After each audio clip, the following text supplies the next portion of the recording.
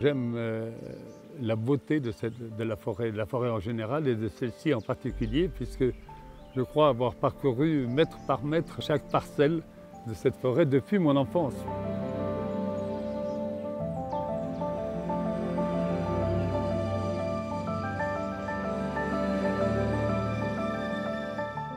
Alors, je suis Dérault de Vogüé, un des 12 propriétaires de cette forêt. C'est moi qui suis en charge du quotidien de la gestion de cette forêt.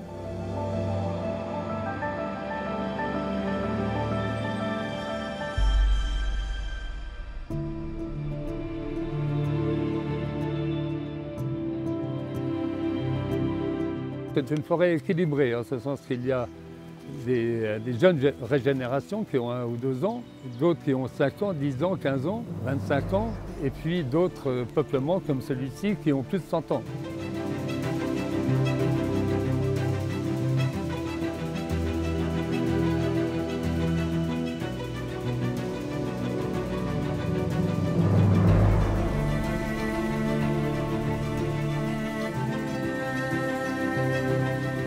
La régénération naturelle, elle sert à renouveler des vieux peuplements. Vous avez derrière moi un très vieux chêne qui arrive à maturité et il a besoin d'être renouvelé. Et c'est par la conduite de ce peuplement-là qu'on va apporter de la lumière et à partir de là, les glandées successives vont faire que de nouveaux chênes vont apparaître. L'idée, c'est que la forêt ne vieillisse pas trop vite.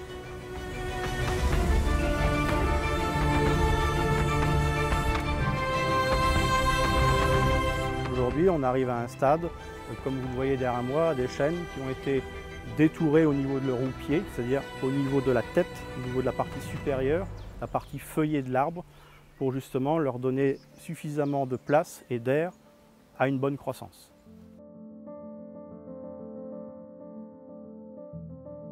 Ces chênes que vous voyez derrière moi ont environ 110-120 ans. Les erreurs à ne pas commettre, je dirais, dans une régénération naturelle, c'est de ne pas aller trop vite, mais tout en étant dynamique à la fois. C'est là où notre dosage, on va dire, intervient.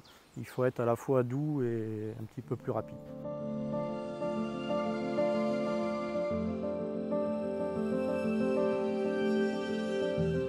La biodiversité est préservée puisqu'on garde un maximum d'essence en place.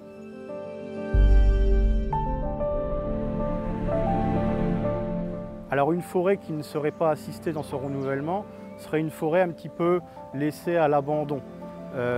Les arbres finiraient par tomber avec les tempêtes successives, finiraient voire par mourir avec le changement climatique, puisqu'on s'aperçoit que certains chênes meurent face au changement climatique. Donc on a besoin d'assister le peuplement pour régénérer la forêt.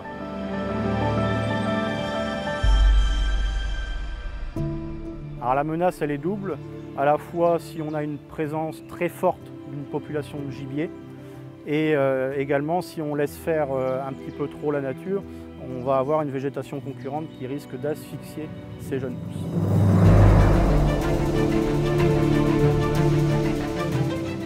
Alors le déroulement des arbres à exploiter se fait sur la base d'un plan simple de gestion et avec des itinéraires sylvicoles et des objectifs qui sont fixés. Et à partir de là, on définit si c'est une parcelle qui est vouée à être régénérée ou à être améliorée en fonction de ce qui est préconisé. Une forêt, pour qu'elle soit à l'équilibre, il faut des jeunes, des moyens et des plus vieux arbres. On va travailler pour l'avenir de la forêt et je dirais pour nos petits-enfants. Alors je dirais que je suis extrêmement satisfait du travail de Sylva. Nous travaillons en grande harmonie, si je puis dire. Sylva est toujours disponible, montre de grandes compétences. Donc le résultat est ce que vous voyez autour de vous. Nous sommes donc Sophie et Martin, les jeunes actionnaires du groupement forestier.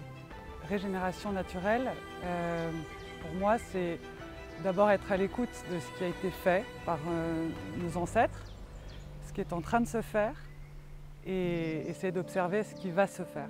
C'est le mot naturel qui me plaît, c'est-à-dire ne pas entraver la nature ou la bloquer dans son œuvre, mais au contraire la pousser. Et c'est l'alliance de la nature et de l'homme.